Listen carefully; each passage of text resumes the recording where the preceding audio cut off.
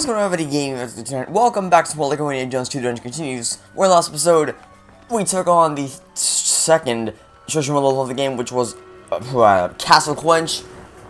And today we'll be tackling the third treasure level of the game, Perilous Parking. Which, this right here is some Perilous Parking, right there.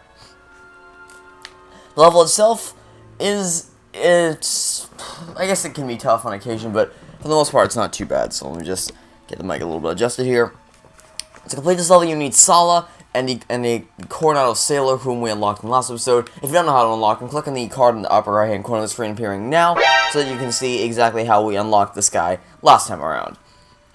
And basically, we just swam into an island and punched a bunch of guys down and accidentally got a blue brick, because that seems to be a running trend with the series, so we collect at least one color brick before we're supposed to. Anyway, Sala and Coronado Sailor in hand, let's go into the level and start it up. Alright. So the first thing we're going to want to do is get a... True Adventure. True Adventure for this level is 18,000 studs. First thing we want to do is get a bazooka in this crate right here. And then we're going to take this bazooka to the middle, or right here, and destroy these two statues. No, not that. Destroy these two statues.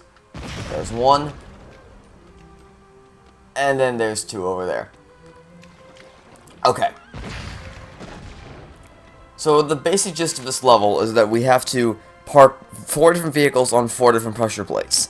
But you can only get certain vehicles onto certain pressure plates. So it's going to take some careful driving to get all this done. We're going to do the hardest one first. And the hardest one is this one right here. This leap over the pile of burning books. So we're going to dig this up using Sala's shovel. And then drive this Jeep out and then turn it around so that we have this ramp right here. Now, similar to what I did with Go Vacation, I like to drive up to the top of the ramp and then brake, and then back down the ramp. You'll destroy everything in your path. The amount of force you want to put into this jump is basically all. You want to put all your force into this jump, but hit the brakes as soon as you land. So go full out with the full force when you make the jump, but hit the brakes as soon as you land. And actually, you know what, let me demonstrate that one more time. Put as much force as you can into this jump, and then as soon as you cross the gap safely, slam on the brakes so that you don't overshoot it.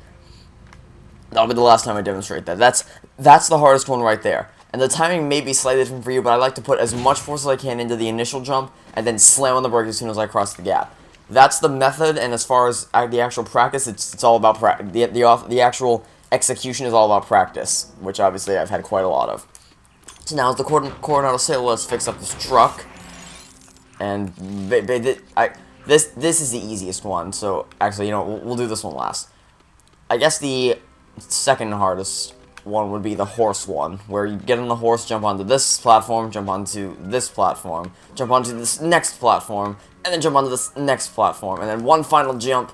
And the reason why that one's the hardest is because, as you can see, the horse barely crossed some of those gaps.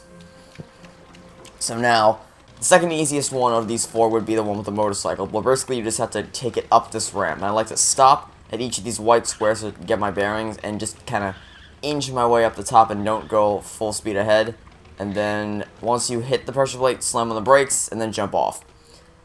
So now, the easiest one by far is the truck one, where we just have to back this onto the pressure plate, and with that, the treasure will spawn in. I get the feeling they wanted you to do the motorcycle one last, because that's where the treasure spawns, but I went hardest to easiest. Alright, that's Perilous Parking done.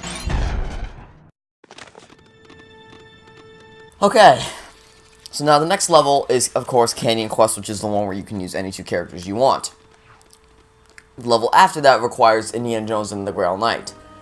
And since we already unlocked the way forward to Africa, if you missed that video, then click on the card up on screen now, where I show you how to unlock your way back into Africa, because if you don't know, the way back into Africa is completely blocked off.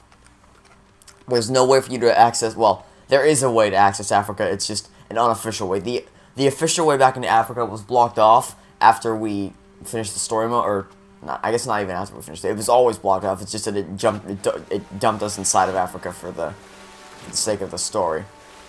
But, so now we are going to go back to Africa, and I already showed you how to re-unlock the entry. But the basic gist of it, if you didn't do it, is that you need a bazooka trooper to shoot off the metal thing right up on here, and then pull this out with anybody so that it's permanently there, and then jump over it via the awning. And now we're back in Africa. So let's actually go grab the Grail Knight, because we are going to need him for the last judgment level, which is Chalice Challenge.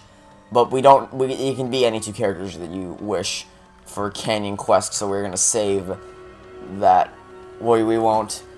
We'll do Canyon Quest first, obviously, and then we'll do Chalice Challenge, and this just helps us get prepared for Chalice Challenge. Anyway, that's going to do for this episode of LEGO Indiana Jones 2: The Adventure Continues. So, I would like to thank you all for watching. Stay tuned for the next episode, and also then this has been a Gaming Methods routine. Signing off saying, I hope you have a fantastic day, and I will catch you all next time for some more LEGO Indiana Jones 2: The Adventure Continues. Goodbye!